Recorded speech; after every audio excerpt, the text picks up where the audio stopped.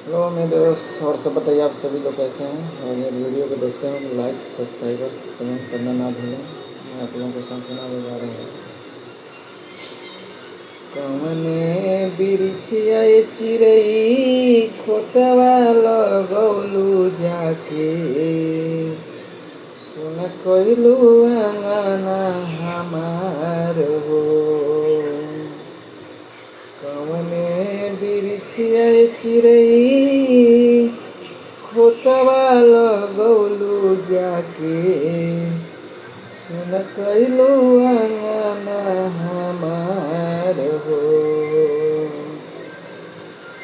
नैया के डोरी तोड़ी चल गइलू चुपे चोरी, कौने नगरिया कौने ठाव हो।